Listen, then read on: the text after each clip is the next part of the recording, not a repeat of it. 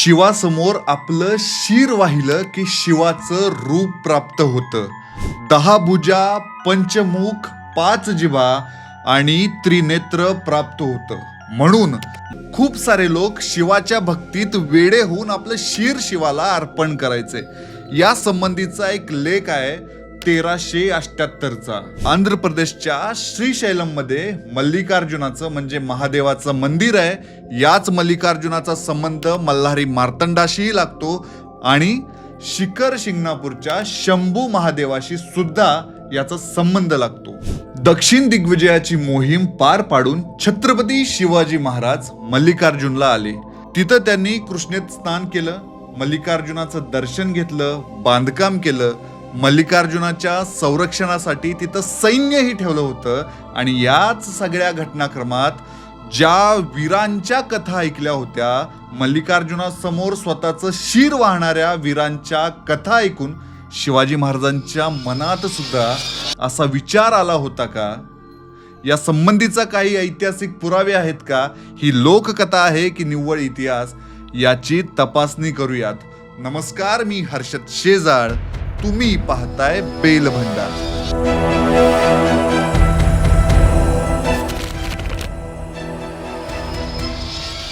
6 जून 1674ला छत्रपती शिवाजी महाराजांचा राज्याभिषेक पार पडला.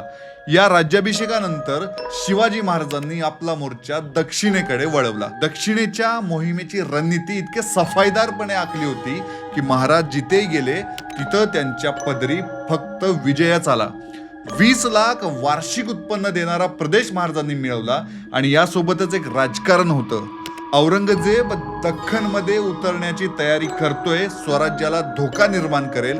औरंगजेबाच्या फौजेचा प्रतिकार करण्यासाठी दक्षिणेचा जितवरचा भाग आपल्याला जिंकता येईल ते जिंकणं शिवाजी महाराजांनी निवडलं. आणि याच प्रक्रियेमध्ये तंजावर छत्रपती शिवाजी महाराजांनी ताब्यात घेतलं. तंजावरचा हा तोच किल्ला आहे ज्या किल्ल्यावरून छत्रपती राजाराम महाराजांनी 8 वर्ष मुघलांशी लढा दिला होता.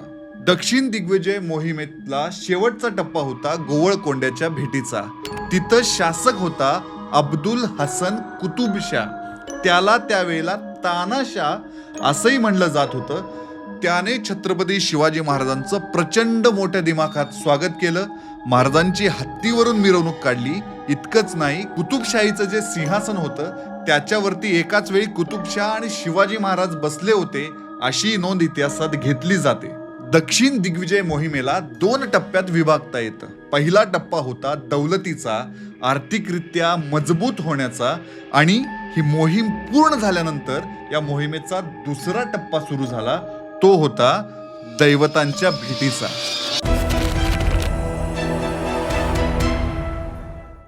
आत्ताच्या आंध्र प्रदेश राज्यात येणारं श्रीशैलम 12 ज्योतिर्लिंगापैकी एक ज्योतिर्लिंग तिथं आहे. श्रीशैलमवर शिवाच्या सानिध्यात राहिलेला भूगोल सुद्धा रौद्र रूप घेतो. डोंगराच्या रांगेत उभारलेलं श्रीशैलमचं हे मंदिर अनेक गूढ कथा, गूढ परंपरा स्वतःच्या उदरात घेऊन उभं आहे. याच पर्वत रांगेला वळसा घालून कृष्णा नदी खोल दरीतून वाहते. वरून पाहिलं तर कृष्णा नदी इतकी खोल दिसते की स्थानिकांनी तिथं कृष्णा नदीचं नाव पाताल गंगा असं ठेवलंय. श्रीशैलमच्या या पर्वत रांगेत प्राचीन बौद्ध तांत्रिकाचं महाकेंद्र होतं. शाक्त संप्रदायाचं प्रचंड चमत्काराने भरलेलं कदलीबन सुद्धा याच भागात यायचं. सोबतच नाथ, आराध्य, शैव आणि वीरशैव संप्रदायाचे भक्त हजारोच्या संख्येनं इथं उपस्थित राहायचे. आज घडीला वीरशैव संप्रदायाच्या महत्वाच्या शिवपीठांपैकीचं एक शिवपीठ मल्लिकार्जुन देवस्थान आहे. मी वारंवार या ठिकाणाचा उल्लेख करताना गूढ कथा, भक्तिभावाने वेड्या झालेल्या भक्तांच्या अर्पणाच्या कथा हे का सांगतोय? कारण शिवाच्या भक्तीत वेडे होऊन खोल दरीत उडी घेणारे, स्वतःचं शिर आणि जीभ कापून शिवाला वाहणाऱ्या अनेक सिद्धांच्या कथा या हवेत विरल्या आहेत. याच मंदिर परिसरात एक वीर शिरो मंडप आहे. आंध्र प्रदेशातल्या अनमेव रेड्डी या राजानं हा वीर शिरो मंडप बांधला. मंडप म्हणजे काय? तत्कालीन प्राचीन मंदिरात जी सभागृह किंवा हॉल टाईप जी गोष्टी असायच्या त्याला मंडप म्हणलं जायचं. अनेक प्रकारची मंडप देवस्थानमध्ये असतात. जिथं अन्नदान होतं, जिथं लग्न लावली जातात, जिथं विश्राम केला जातो, जिथं भजन गायलं जातं. मात्र या वीर शिरो मंडपाची निर्मिती शिवाच्या भक्तीत तल्लीन होऊन स्वतःचं मुंडकं धडाच्या वेगळं करण्यासाठी शेकडो भाविक यायचे आणि अशी आघोरी भक्ती जिथं साधली जायची त्या ठिकाणाला वीर शिरो मंडप म्हणलं जायचं. आणि याच संबंधीचा 1378चा शिलालेख आजही तुम्हाला या संबंधानं पाहायला मिळतो. आता मी ज्या काही गोष्टी सांगतोय त्या कदाचित फेकाफेकी असू शकतात. काही येतोय इंटरनेटवरती वाचतोय आणि बोलतोय असा विचार तुमच्या मनात येऊ शकतो. पण थांबा, एक शिलालेख आहे 1378 सालचा. हा वीर शिरो मंडप ज्या कार्यासाठी होता त्याचा शिलालेख सापडलाय आणि त्यावरचा मजकूर पुढील प्रमाणे. हा शिलालेख सांगतो की या मंडपात कोंग वीरांचे समूह शिवभक्तीच्या अत्यंत अनावर वैरागात आपली शिरे आणि जिभा कापून शिवाला अर्पण करतात. यानंतर तात्काळ दिव्य अवयवांनी युक्त असा देह शिवकृपेने प्राप्त होतो. पुढच्याच क्षणी 3 नेत्र, दशभुजा, पंचमुखे आणि 5 जिभा अशा अष्टमूर्ती शिवाचं स्वरूप त्यांना प्राप्त होतं. हा काळ कधीचा होता हे समजून घ्या.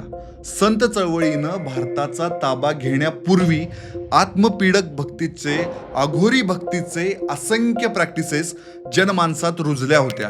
हातावरती कापूर जाळून आरती करण्यापासून मातीत खोचलेल्या त्रिशूळांवरती वर झुला झुलत उडी मारणं, तिथपासून धगधगत्या अग्निकुंडात प्रवेश करणं असेल किंवा शिवाच्या भक्तीत तल्लीन होऊन स्वतःचं शिर कापून घेणं, हा तो काळ होता जेव्हा भक्ती चळवळ भारतात रुजलेली नव्हती. अघोरी भक्तीचं स्वरूप भारतात पाहायला येत होतं. स्वतःला प्रचंड त्रास देऊन, आत्मपीडा घेऊन देवाचं दर्शन मिळवण्यासाठी, देवाचं रूप मिळवण्यासाठीच्या ज्या प्रॅक्टिसेस होत्या त्याला भारतभर मान्यता होती.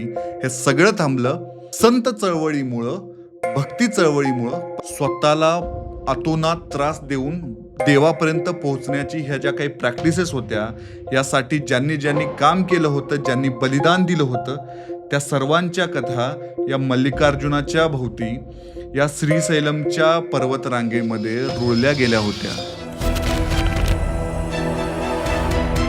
शिवाजी महाराजांची जी मल्लिकार्जुनाची यात्रा झाली त्याबद्दल प्रसिद्ध इतिहासकार त्र्यंबक शंकर शेजवलकर यांनी लिहिलेली नोंद महत्वाची आहे. शेजवलकर लिहितात की दक्षिण दिग्विजयानंतर शिवरायांचा मोर्चा वळाला तो मल्लिकार्जुनाकडे. आधी ते कर्नूलला गेले, तिथल्या देशमुखांकडून मोठी खंडणी वसूल केली. पुढे अनंतपूरच्या रेणुका मातेचं दर्शन घेतलं. मुख्य देवळाच्या ईशान्येला कृष्णेत उतरणारा स्नानाचा घाट आहे, तिथं स्नान केलं. 7 एप्रिल 1677 शिवाजी महाराजांनी श्रीशैलच्या मल्लिकार्जुनाचं दर्शन घेतलं.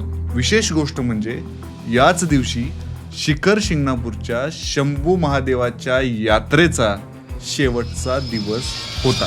शिवाजी महाराज श्रीशैलमला पोचले, मल्लिकार्जुनाचं दर्शन घेतलं. यावेळी शिवाचं रूप प्राप्त करण्यासाठी ज्या पद्धतीची आघोरी भक्ती व्हायची, ज्या पद्धतीचं बलिदान दिलं जायचं, डोंगर रांगावरून दरीत उड्या टाकणाऱ्यांपासून स्वतःचं शिरच्छेद करून घेणाऱ्यांच्या सगळ्यांच्या कथा शिवाजी महाराजांनी ऐकल्या होत्या. अशा भावनिक आवेगामध्ये राज्याभिषेकानंतर शिवाजी महाराज ज्या वेळेला मल्लिकार्जुनाच्या समोर उभे होते तेव्हा शिवाजी महाराजांच्या मनात हा विचार आला. असा उल्लेख सभासद बखरीत होतो. मी सगळ्यात आधी सांगतो की आपण BA इतिहासवालेत, हवेतल्या गोष्टी बोलायच्या नाहीत. सभासदाची जी बखर आहे ती राजाराम महाराजांच्या आज्ञेनं लिहिली गेली असं बोललं जातं. मात्र बखर म्हणजे पूर्ण इतिहास मानता येत नाही. त्यामुळे सभासद बकरीचा उल्लेख आपण पाहूयात. तो पूर्णपणे तथ्यच आहे आणि तसंच झालं हे आपण मानायला तयार नाही. सभासद बकरीचा उल्लेख पुढील प्रमाणे. राजांनी स्थळ देखून, म्हणजे राजांनी जेव्हा मल्लिकार्जुनाचं मंदिर बघितलं तेव्हा राजांनी स्थळ देखून आनंद झाला की केवळ कैलास दुसरे. महाराजांनी ज्यावेळेला श्रीशैलमचं दर्शन घेतलं, मल्लिकार्जुनाचं दर्शन घेतलं, तेव्हा सगळा तो भूगोल पाहून डोंगराची उंची पाहून, खाली पाताळगंगा पाहून महाराजांना विचार आला की ही दुसरे कैलास शिखर आहे. महाराजांना हे ठिकाण बघून प्रचंड आनंद झाला होता.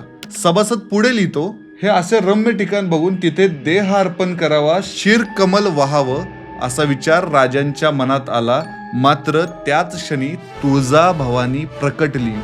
तुमच्या हातून प्रचंड मोठं कार्य घडणार आहे, तुमच्या हातून स्वराज्याचा विस्तार होणार आहे. अशी काही भक्ती करून तुम्हाला मोक्ष मिळणार नाही. तुमचा मोक्ष तुम्ही हातात घेतलेल्या कार्याला उदात्तता देणं, संपूर्ण हिंदुस्थानाला गुलामीच्या जोखडातून बाहेर काढणं, यातच तुमचा मोक्ष आहे असा साक्षात्कार शिवाजी महाराजांना झाला.